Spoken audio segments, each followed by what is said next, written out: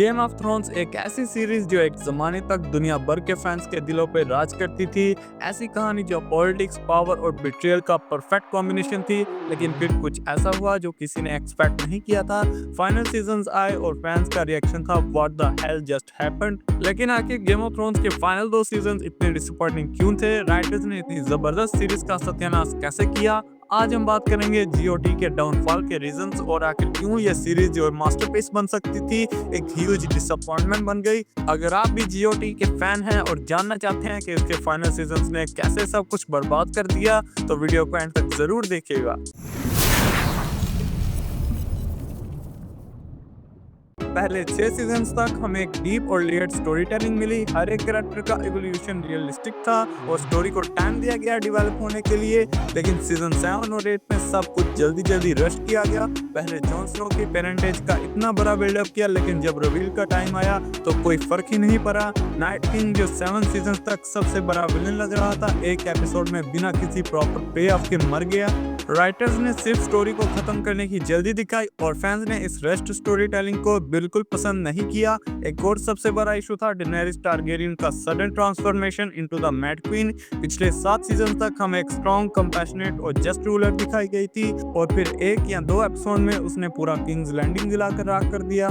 ये sudden shift unrealistic लगती है क्योंकि अगर डेनेरिस को ग्रेजुअली डार्क साइड की तरफ दिखाया जाता तो फैंस को कन्विंस किया जा सकता था, लेकिन सिर्फ 1 एपिसोड में उसका कैरेक्टर बिल्कुल रुइन कर दिया गया।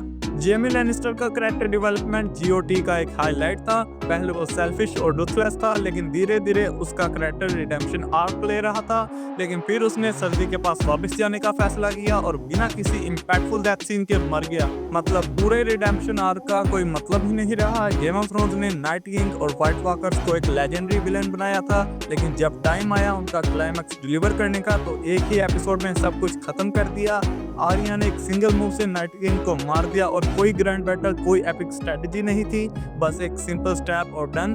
ब्रान स्टार्क का काम क्या था? बस बैठना और देखते रहना। फैंस एक्सपेक्ट कर रहे थे कि व्हाइट वॉकर्स का एक बड़ा और मीनिंगफुल इम्पैक्ट होगा, लेकिन राइटर्स ने एक शॉर्टकट ले लिया और सबसे बड़ा शॉकर ब्रान स्टार्क को किंग बना दिया। मतलब सीरियसली यार, एक ऐसा बंदा जो पूरे शो के दौरान कुछ भी नहीं कर रहा था, उसको सडनली सबसे बड़ा रूलर बना दिया गया। इसके अलावा जॉन स्नो को एग्जाइल कर दिया गया जो सबसे डिजर्विंग कैरेक्टर था थ्रोन के लिए।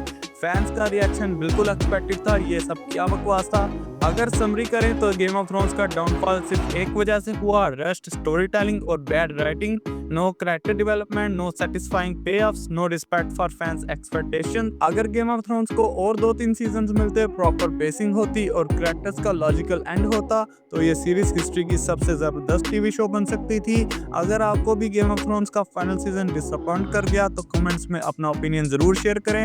आपको क्या सबसे ज्यादा बुरा लगा? अगर आपको ये एनालिसिस पसंद आया तो लाइक, शेयर और सब्सक्राइब करना मत भूलिएगा। और अगर आप और भी ऐसी ही मूवी और टीवी शो एनालिसिस देखना चाहते हैं तो बेल आइकन जरूर प्रेस करें ताकि आपको कोई अपडेट मिस ना हो। ये था मेरा take on game of thrones के लास्ट 2 सीजन्स पर। मिलते हैं नेक्स्ट वीडियो में, तब तक के लिए